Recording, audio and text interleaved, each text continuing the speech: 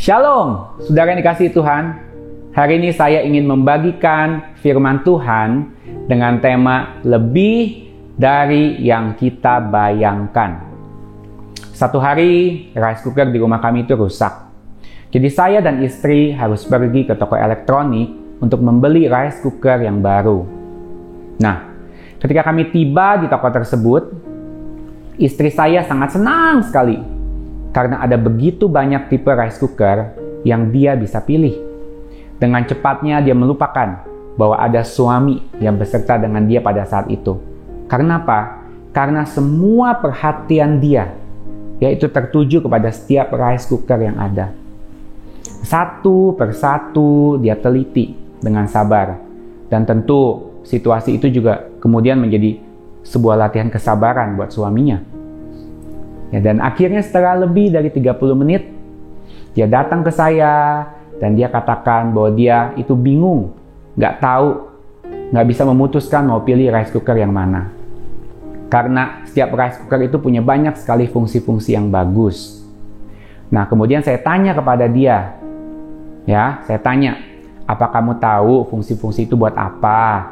Apakah itu berguna untuk di rumah kita? Lalu dia jawab, nggak tahu juga sih. Tapi kan sayang kalau cuma beli rice cooker yang bisa masak nasi aja. Ini kan zaman modern, kata dia. Nah, karena saya sayang sama istri, ingin senengin hati dia, oke, akhirnya saya izinkan dia untuk beli deh rice cooker yang bagus itu, yang dia mau. Nah, coba sekarang saudara tebak. Kira-kira rice cooker yang modern tuh, yang dia beli, sampai hari ini dipakai buat apa aja? Betul, hanya untuk masak nasi saja, saudara-saudara. Dan semua fungsi-fungsi yang lain itu sama sekali tidak pernah dipakai. Nah, mungkin saudara tersenyum mendengar cerita ini. Tapi cerita ini mungkin juga bisa mengingatkan kita sebagai orang-orang Kristen yang sering kali tahu kalau Bapa di surga itu sudah memberikan kita Roh Kudus. Tapi juga seringkali kita nggak kenal dia secara detail. Kita nggak sadar atau mungkin kita lupakan dia betapa besar dan luar biasanya peran dan kuasa Roh Kudus itu di dalam kehidupan setiap kita. Seringkali kita berjalan dengan kekuatan sendiri setiap hari dan Roh Kudus dianggap sebagai sesuatu yang abstrak, supranatural, dan mungkin hanya berhubungan dengan hal-hal yang rohani saja. Nah, hari ini Tuhan ingin kita mengerti dengan jelas akan 3 hal. Siapa itu Roh Kudus? Apa tujuan Bapa memberikan Roh Kudus? Dan bagaimana cara Roh Kudus itu bekerja di dalam kehidupan kita setiap hari? Saudara, Roh Kudus itu jauh melebihi dari apa yang dapat kita bayangkan. Jadi, yang pertama, siapa itu Roh Kudus? 1 Yohanes 5 ayat 7 mengatakan bahwa Bapa, Firman, dan Roh Kudus itu adalah satu. Mari kita perhatikan di sini. 1. Jadi Roh Kudus adalah Roh Allah sendiri. Roh Kudus itu bukan hanya sekedar hadiah yang biasa yang diberikan oleh Bapa. Bukan sesuatu yang asal-asalan, bukan sesuatu yang abal-abal, tapi Roh Kudus itu adalah Roh Allah sendiri. Dia tinggal di dalam kita dan dia bekerja melalui hidup saudara dan saya. Dan bagi kita orang-orang percaya yang sudah terima Yesus sebagai Tuhan dan Juru Selamat, Bapa sudah memberikan Roh Kudus di dalam kehidupan kita. Amin. Ada 2 kata kunci yang perlu ditekankan di sini. Tinggal di dalam dan bekerja melalui. Roh Kudus diberikan Bapa untuk tinggal di dalam kita. Itu punya tujuan, yaitu supaya Roh Kudus memampukan kita untuk melakukan dan menghadapi segala sesuatu yang harus kita jalani dalam kehidupan ini. Tuhan tahu di dalam hidup ini pasti kita lewati gunung masalah dan lembah yang kelam. Maka dari itu Roh Kudus diberikan untuk tinggal di dalam kita, supaya kita dimampukan untuk menang atas segala sesuatu yang harus kita hadapi di dalam kehidupan ini. Tidak terkecuali betapa sederhana atau sulitnya pun hal-hal tersebut. Nah, yang kedua, Roh Kudus itu diberikan oleh Bapa untuk bekerja melalui kita. Perhatikan, bekerja melalui kita.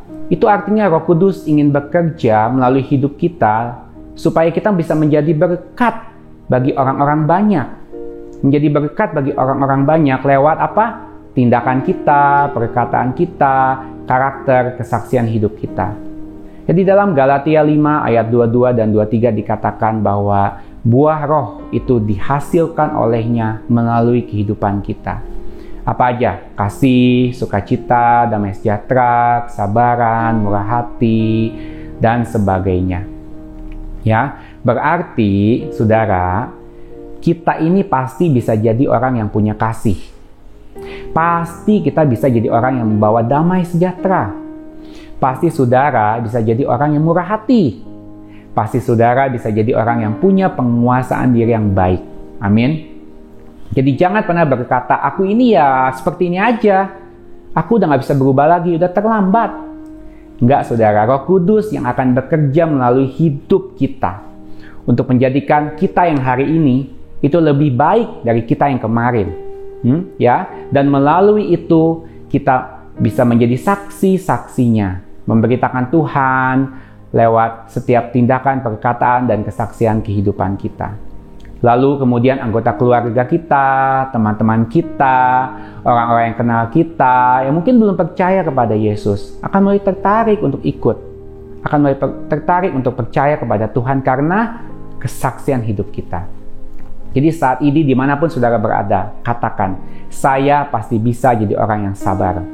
Saya pasti bisa jadi orang yang lemah lembut. Saya pasti bisa jadi orang yang punya sukacita. Saya pasti bisa karena Roh Kudus bekerja melalui kehidupan saya. Amin. Alkitab mengatakan di dalam Yohanes 14 dan ayat 16 bahwa Roh Kudus itu diberikan oleh Bapa kita yang di surga untuk anak-anaknya, yaitu kita semua. Ya, sesuatu yang sangat pribadi dan spesial. Dan Roh Kudus itu diberikan kepada kita bukan hanya untuk waktu yang sementara. Roh Kudus itu bukan pribadi yang berkata kepada kita seperti ini. Pagi aja ya aku temenin kamu, malam aku mau istirahat. Atau dia berkata, saya itu boleh bersama dengan kamu, tapi ya 3 tahun aja ya. Habis itu saya mau tinggalin kamu. Di dalam ayat ini jelas dikatakan bahwa Roh Kudus akan menyertai kita berapa lama? Selama-lamanya. Ya, selama-lamanya. Jadi kapanpun juga, dimanapun juga, setiap hari, setiap saat, di dalam segala aktivitas hidup kita, Roh Kudus akan menyertai kita. Amin. Dan 3 peran Roh Kudus di dalam kehidupan kita sehari-hari, itu dapat kita pelajari juga di dalam ayat yang sama. Ayo kita lihat ya. Di dalam ayat ini dikatakan bahwa Roh Kudus adalah seorang penolong. Nah, di dalam bahasa aslinya, penolong di sini adalah berasal dari kata parakletos, yang berarti penasehat, pembela, dan penghibur. Nah, mari kita pelajari satu-satu ya. Nah, peran Roh Kudus di dalam hidup kita sehari-hari yaitu yang pertama sebagai penasihat kita. Ya, di dalam Kisah Para Rasul ayat 4 diceritakan bagaimana suatu hari Petrus dan Yohanes itu dibawa ke sidang pengadilan karena mereka mengajar dan memberitakan firman Allah. Nah, saat itu mereka dihadapi di depan sidang pengadilan. Ada para pemimpin Yahudi, ahli Taurat, imam besar. Semua itu terheran-heran melihat bagaimana Petrus dan Yohanes menjawab setiap pertanyaan mereka. Mereka tuh tahu bahwa Petrus dan Yohanes itu datang dari kalangan orang biasa, nggak punya pendidikan yang tinggi. Tapi ketika mereka mendengar jawaban Petrus dan Yohanes, mereka sangat tidak menyangka bagaimana kedua orang tersebut bisa menjawab semua pertanyaan yang diberikan. Bahkan saudara, bukan itu saja, para petinggi Yahudi dan ahli Taurat pun nggak mampu membuktikan kesalahan Petrus dan Yohanes. Nah, pertanyaannya, dari mana hikmat pengetahuan yang dimiliki Petrus dan Yohanes? Mereka nggak punya pendidikan yang tinggi loh. Ya, betul, dari Roh Kudus. Roh Kudus yang memberikan mereka nasihat mengenai bagaimana dan apa yang mereka perlu perkatakan pada saat itu. Nah, seringkali di dalam kehidupan kita dihadapi dengan sebuah situasi di mana kita memerlukan nasihat-nasihat untuk menyelesaikan sebuah masalah. Mungkin di rumah, bagaimana kita bisa selesaikan sebuah ketidaksepakatan ya antara anggota keluarga, suami dan istri, orang tua dan anak. Baik juga di sekolah, bagaimana kita bisa menjawab teman-teman yang mungkin mengajak kita untuk melakukan hal-hal yang nggak sesuai dengan firman Tuhan. Dan juga di kantor, bagaimana kita bisa menjawab atasan kita pertanyaan-pertanyaan yang sulit ketika kita diberikan tugas-tugas yang mungkin tidak mungkin kita lakukan sendiri. Ya, juga di dalam pelayanan gereja, bagaimana kita bisa hadapi saudara seiman. Kadang-kadang mungkin kita punya perbedaan pendapat. Semuanya ini, Roh Kudus adalah penasehat kita. Amin. Disinilah Roh Kudus akan memberikan kita hikmat, pengetahuan, nasihat-nasihat yang diperlukan. Di dalam pekerjaan saya di kantor, saya selalu mengingatkan diri saya untuk melibatkan Roh Kudus. Ya, di dalam setiap tugas dan aktivitas yang saya harus jalani hari demi hari. Tidak mudah. Dan salah satu kebiasaan yang saya lakukan adalah untuk meminta Roh Kudus, ya, berikan saya nasihat-nasihat, ya, yang saya perlukan setiap kali saya harus hadir di pertemuan-pertemuan yang ada. Dan puji Tuhan, seringkali saya mendapatkan pencerahan di tengah-tengah pertemuan tersebut. Dan kemudian saya bisa menjawab pertanyaan-pertanyaan, hal-hal yang mungkin bagi saya pribadi itu sulit untuk saya hadapi. Jadi Roh Kudus adalah penasehat kita. Dia penasehat yang dapat memberikan kita nasihat-nasihat jauh melebihi kemampuan kita di setiap aspek kehidupan saudara dan saya. Yang kedua, peran Roh Kudus dalam hidup sehari-hari itu adalah sebagai pembela kita. Nah, ada seorang wanita yang bernama Kirsty Borer. Sejak kecil dia sudah mengalami banyak sekali trauma di dalam hidupnya. Mulai dari kekerasan di rumah, bahkan sampai pemerkosaan terhadap dirinya oleh orang-orang yang terdekat. Dan oleh karena itu, saudara, dia merasa bahwa dirinya sudah nggak punya nilai lagi. Dia melarikan diri, lalu kemudian dia menghabiskan masa-masa mudanya ya untuk berpesta pora, mabuk-mabukan, konsumsi obat-obatan. Dan setiap hari dia dihantui oleh kata-kata yang mengatakan seperti ini. Engkau itu sudah nggak punya nilai lagi. Nggak ada harganya lagi. Lihat semua perbuatan gelap yang kau sudah lakukan. Nggak mungkin kamu kembali lagi ke jalan yang benar. Terlambat. Dan kata-kata itu sangat kuat. Sehingga dia selalu gagal untuk keluar dari kegelapan itu. Setiap kali dia mencobanya. Sampai satu malam dia mendengar ada suara kecil di hati dia yang berkata demikian. Dengan lembut. Ingat siapa kamu sebenarnya. Ingat betapa berharganya engkau di mataku. Aku mengasihi engkau. Aku membela kehidupanmu. Jangan percaya lagi dengan setiap kata-kata bohong yang engkau dengar dari iblis setiap hari. Mari kembali kepadaku.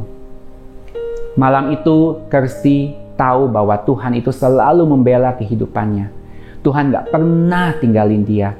Dan dia mengerti bahwa semua kata-kata bohong itu bukan dari Tuhan, tapi dari si jahat. Malam itu menjadi malam di mana dia memutuskan untuk keluar dari semua kegelapan yang ada. Malam itu menjadi malam di mana dia mengerti sungguh-sungguh bahwa Sang Pembela, Roh Kudus itu selalu ada beserta dengan dia. Dan saat ini dia sudah mendirikan sebuah pelayanan. Dia melayani banyak wanita-wanita muda yang juga sedang terperangkap sama seperti dia di masa lalu. Dan Kirsty menjadi berkat yang sangat luar biasa melalui kesaksian hidupnya dan banyak dari mereka yang diselamatkan dan kembali ke dalam jalan kebenaran. Ya, nah saudara, Roh Kudus itu adalah pembela kita. Saya nggak tahu berapa banyak dari saudara yang saat ini merasa bahwa saudara itu nggak punya nilai lagi, mungkin mengasihani diri sendiri karena masa lalu yang gelap, masa lalu yang mengecewakan, karena kesalahan-kesalahan besar yang pernah dilakukan sebelumnya. Dan mungkin seperti Kirsty, ada juga suara-suara di dalam hati, pikiran saudara yang selalu berusaha menuduh, menjatuhkan, ya. Dan juga mungkin saat ini ada di antara saudara yang merasa nggak layak untuk datang kepada Tuhan. Karena saudara merasa, aku ini udah jauh banget dari Tuhan. Dan juga karena dosa-dosa yang mungkin mengikat dan belum diselesaikan. Nah, apapun kondisi saudara hari ini, saya mau katakan yang pertama, pengampunan Tuhan itu selalu ada bagi orang-orang yang mengakui kesalahannya dan bertobat. Jadi jika ada kesalahan di masa lalu ataupun sampai hari ini yang masih dilakukan, ya, saya ajak saudara saat ini, bukan nanti, saat ini. Ayo kita minta pengampunan dari Tuhan. Dan kemudian kembali ke dalam jalan-jalan kebenaran. Dan setelah itu Roh Kudus ingin terus mengingatkan saudara bahwa Dia itu adalah pembelamu. Ya, iblis akan selalu berusaha kembali lagi ke dalam hidupmu dengan kata-kata intimidasi. Ya, karena dia ingin saudara terpuruk kembali ke dalam dosa kesalahan yang sama. Tapi Roh Kudus itu membela saudara hari ini. Dia adalah pembelamu. Engkau berharga di matanya. Dia mengasihi saudara dan saya. Kita adalah orang-orang yang sudah dibenarkan oleh Tuhan. Pembela kita yaitu Roh Kudus ingin saudara dan saya kembali kepadanya hari ini dan hidup di dalam kemerdekaan dari setiap intimidasi si jahat. Dan yang ketiga, terakhir, peran Roh Kudus dalam hidup sehari-hari adalah sebagai penghibur. Dia penghibur kita. Ada sekelompok tentara Amerika yang sedang ada di dalam medan peperangan, ya. Dan pada saat itu ada satu tentara yang tertembak dan terluka sangat-sangat parah. Tentara ini menjadi ketakutan dan dia merasa bahwa hari itu juga pasti dia mati. Namun tiba-tiba ada seorang temannya mendekati dia lalu berkata, "Engkau nggak akan mati. Aku bisa melihat engkau ada bersama dengan keluargamu di rumah. Jangan menyerah. Kita pasti bisa lewati ini bersama-sama." Dan kata-kata itu menjadi kata-kata penghiburan yang menghibur dan menguatkan. Lalu pengharapan itu mulai muncul kembali di dalam dirinya. Ada semangat untuk bertahan dan berjuang. Ada iman yang percaya bahwa dia pasti tidak akan mati dan dia akan kembali ke rumahnya. Dan benar saudara, itu yang terjadi. Dia kembali ke rumahnya dengan selamat, lalu kemudian dia menikah dengan seorang istri yang cantik. Dan Tuhan juga mengaruniakan mereka keturunan-keturunan. Nah, di dalam kehidupan ini pasti kita mengalami masa-masa di mana seakan kita ada di dalam medan peperangan, ya, di mana kita merasa nggak berdaya di tengah-tengah situasi tersebut. Kita kehilangan harapan, kita merasa sendiri, kita merasa nggak ada yang dapat mengerti meskipun itu orang yang terdekat. Kita merasa nggak mungkin aku bisa lewati ini, terlalu sulit. Ya, mungkin ada di antara saudara hari ini yang adalah tentara yang terluka tersebut. Tapi ketahuilah bahwa dia itu ada di dalam saudara. Dan dia adalah penghibur yang setia. Penghibur yang mampu menolong saudara untuk keluar dari situasi yang saat ini sedang engkau alami. Dia adalah penghibur dan dia ingin berkata kepadamu dan kepada saya, jangan menyerah. Engkau tidak pernah sendiri. Aku akan selalu ada bersamamu. Kita akan lewati situasi ini bersama-sama. Aku mampu dan aku mau, kata Roh Kudus. Dan aku akan menolongmu untuk keluar dari situasi yang ada. Roh Kudus adalah penghibur yang setia. Dan dia selalu ada bagi saudara dan saya selama-lamanya. Amin. Hari ini kita sudah belajar mengenai siapa itu Roh Kudus. Dia adalah Roh Allah sendiri yang tinggal di dalam kita dan bekerja melalui hidup kita. Kita juga sudah belajar mengenai tujuan Bapa memberikan Roh Kudus di dalam hidup kita. Yang pertama, Roh Kudus ingin memampukan kita untuk melakukan dan menghadapi segala sesuatu yang harus kita jalani dalam hidup ini. Yang kedua, Roh Kudus ingin hidup kita itu jadi berkat bagi banyak orang melalui karakter, sikap, tindakan, perkataan, dan kesaksian hidup kita. Dan yang terakhir, kita belajar mengenai 3 cara kerja atau peran Roh Kudus di dalam hidup kita sehari-hari. Yang pertama, Roh Kudus adalah penasehat kita. Jadi libatkan dia dalam setiap aspek kehidupan kita. Dia yang akan berikan kita petunjuk, hikmat, pengetahuan, segala sesuatu yang kita perlukan. Yang kedua, Roh Kudus adalah pembela kita. Siapapun saudara, apapun latar belakang engkau, ingat bahwa Dia adalah pembela saudara dan saya. Kita itu orang yang dibenarkan oleh Tuhan. Jadi kita nggak perlu hidup lagi dalam kekalahan. Amin. Dan yang ketiga, Dia adalah penghibur kita. Dia mau bersama dengan saudara, dengan saya melewati setiap gunung masalah dan lembah yang kelam di dalam kehidupan kita. Dan Dia pun mampu menolong, dan Dia mau menolong saudara untuk keluar dari situasi tersebut. Tantangan akan selalu ada dalam hidup ini. Tapi ingat, kita tidak pernah sendiri.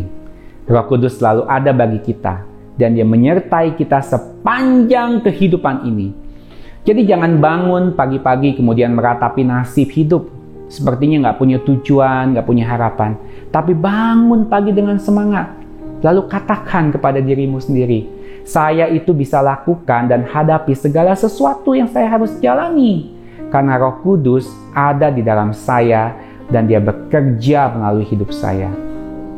Amin. Katakan bahwa hari ini itu ada harinya Tuhan, anugerah yang Tuhan berikan. Aku akan bersukacita dan bersukaria. Aku pasti dapat lakukan segala sesuatu karena Roh Kudus itu berikan aku kekuatan. Amin. Sebagai penutup, saya ingin mengajak saudara untuk tidak menjadi orang Kristen yang berjuang sendiri. Ya, tapi jadilah orang Kristen yang berjalan bersama dengan Roh Kudus. Rugi kalau kita jadi orang Kristen tapi nggak jalan sama Roh Kudus. Ibaratnya beli rice cooker modern tapi cuma dipakai untuk masak nasi aja. Roh Kudus itu lebih dari yang kita bisa bayangkan. Dia sangat-sangat luar biasa. Memang hidup itu tidak selalu mudah, tapi percayailah bahwa hidup ini pasti selalu indah ketika kita berjalan dengan Roh Kudus dan kita melibatkan Dia di dalam setiap aspek kehidupan kita. Tetap semangat. Tuhan Yesus memberkati. Saudara yang kekasih, saat ini mungkin saudara berkata, aku nggak punya semangat hidup. Aku loyo, aku lemah, aku gagal. Ingat, Dia ada di dalam saudara. Dan saat ini mari kita yang datang kepada Tuhan menyerahkan hidup kita. Datang kepada Dia. Angkat tangan saudara. Katakan, Tuhan, Tuhan Yesus yang baik. Engkau penuh rahmat dan kasih setia. Hari ini kami ingin mengingat bahwa kami punya pengharapan yang tidak pernah mengecewakan. Sekarang jamahlah kami. Kiranya hati kami diubahkan supaya kami penuh dengan sukacita hari ini. Kami diberikan kekuatan untuk cakap menanggung segala perkara yang sedang kami alami. Ya Tuhan, kami percaya hari ini kekuatan daripada-Mu mengubahkan kami, hati kami, supaya kami semua melangkah dengan Tuhan. Dan kami juga bisa menghargai setiap karunia Allah yang Tuhan sudah sediakan untuk kami. Sehingga kami tidak mengeluh. Dan kami tahu hari ini hidup kami bukan untuk kami, tapi kami tahu kami diberi amanat agung untuk juga mengabarkan kabar baik. Urapi Roh Kudus. Kami mau jadi saluran berkat. Ada satu jiwa, ada 2, 3 keluarga, orang di sekitar kami yang perlu diselamatkan. Dalam nama Yesus, Engkau jamah kami dan Engkau juga pakai kami dengan urapan Roh Kudus. Mari kita semua mulai angkat doa kita berbahasa roh, saudara. Ora mahata tiara lala masyalaya. Ini ya lala bapa lala bapa. Korala mata sikit ya lala bapa. Jadilah kuat. Jadilah sembuh. Bangkitlah, kuasa Allah menolong kita semua memasuki bulan berkat ini. Haleluya, haleluya, haleluya. Saudara, semua mari siapkan perjamuan kudus. Ada roti, crackers, air teh, sirup, anggur, apapun juga. Mari yang sudah siap. Perjamuan kudus ini adalah perjamuan yang diinisiasi oleh Tuhan Yesus sendiri. Untuk apa? Supaya gerejanya, saudara dan saya, mengingat selalu kebaikannya, korbannya, persembahan tetes darah terakhir untuk penebusan dosa kita. Untuk mengangkat kita dari lembah kekelaman kepada kehidupan yang diberkati Tuhan. Saudara, firman Allah berkata, Karena barang siapa yang makan dan minum tanpa mengakui tubuh Tuhan, ia mendatangkan hukuman atas dirinya. Akui saudara-saudaramu, ampuni mereka seperti kita sudah diampuni. Terimalah satu dengan yang lain. Jangan ada dosa, jangan ada hal-hal yang kita simpan yang tidak berkenan. Dan kita hari ini perlu melakukan perjamuan kudus karena sebagai peringatan untuk lakukan ini sebagai tanda bahwa kita adalah miliknya selama-lamanya. Kita lakukan sampai kedatangan yang kedua kali. Semua sudah siap? Mari angkat roti sekarang. Katakan, Tuhan ampuni aku. Masing-masing berdoa, masing-masing. Saat ini mengalirlah berkat Tuhan. Mengalirlah kekudusan Tuhan. Mengalirlah kasih Tuhan. Menjangkau setiap hati. Tuhan, kalau ada hal-hal yang tidak berkenan saat ini, sekarang minta ampun. Katakan terima kasih. Ampuni saya. Aku orang berdosa. Tapi Engkau sudah selamatkan aku. Dan sekarang aku kembali menerima anugerah pengampunan. Terima kasih untuk Kalvari, untuk Kristus, untuk salibnya, dan untuk tetes darah dan tubuh yang dihancurkan untuk aku, untuk dosaku. Sekarang aku hidup untuk Engkau. Mari angkat roti, saudara. Yesus pada malam waktu ia diserahkan mengambil roti, mengucap syukur, memecahkan dan berkata, inilah tubuhku yang diserahkan bagi kamu. Perbuatlah ini menjadi peringatan akan aku. Kekasih Tuhan, bukankah roti yang kita pecahkan adalah lambang persekutuan kita dengan tubuh Yesus? Amin. Mari kita makan dalam nama Yesus. Oh haleluya. Darah-Mu Yesus, darah anak domba Allah yang telah menguduskan, menyucikan, menebus kami dari segala dosa kami. Kami dibenarkan oleh tetes darah Yesus. Kami dikuduskan, kami ditebus. Angkat tinggi. Sesudah makan, Yesus berkata, cawan ini adalah perjanjian baru yang dimeteraikan oleh darahku sendiri. Perjanjian anugerah untuk saudara dan saya. Ya, mari angkat. Kekasih Tuhan, bukankah cawan yang atasnya kita ucapkan syukur adalah lambang persekutuan kita dengan darah Kristus? Amin. Mari kita minum dalam nama Yesus.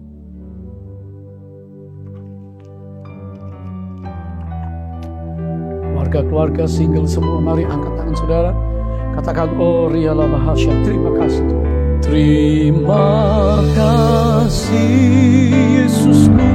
Terima kasih Yesusku. Puji syukur hanya bagi Tuhanku. Terima kasih Yesusku. Terima kasih Yesusku. Puji syukur hanya bagi Tuhanku. Puji syukur hanya bagi Tuhanku. Haleluya. Terima kasih. Haleluya. Katakan haleluya, haleluya, haleluya. Terpujilah Tuhan, Engkau baik untuk anak-anak-Mu. Dan terima kasih untuk perjamuan kudus di bulan ini. Haleluya, haleluya, amin. Saudara sekalian yang baru ikut pertama kali dalam acara kita dari GBI City Tower online service, welcome. Selamat datang dan selamat bergabung. Pengumuman-pengumuman tadi telah disampaikan dan tentunya kita akan berdoa untuk persembahan syukur yang hari ini kita bawa kepada Tuhan, persepuluhan, saudara di tanganmu, Engkau diberkati. Mari kita berdoa dan setelah itu langsung kita terima doa berkat. Bapa surga, terima kasih untuk ibadah hari ini, umat-Mu bisa datang membawa persembahan syukur kepada Tuhan. Apa yang Tuhan berikan di hidup kami, tangan kami juga mau persembahkan sebagian dan juga persepuluhan untuk kerajaan Allah melalui GBI The City Tower. Tuhan memberkati anak-anak-Mu, dibukakan pintu-pintu rahmat berkat Tuhan sehingga mereka berkecukupan dan berkelimpahan dalam segala perkara. Terima kasih Tuhan. Sekarang angkat kedua tangan saudara. Kekasih Tuhan, terimalah berkat yang datang dari Allah Bapa yang mengasihi kita di dalam Kristus Yesus Tuhan, penebus juru selamat kami yang ajaib. dan persekutuan dengan Roh-Nya yang kudus menyertai saudara sekalian mulai hari ini, bahkan sampai Kristus datang mengangkat kita di awan-awan, bahkan sampai selama-lamanya. Semua yang percaya katakan, Maranatha, datanglah ya Tuhan Yesus, kami merindukanmu. Semua kita katakan amin, amin dan amin. Tuhan memberkati saudara. Shalom.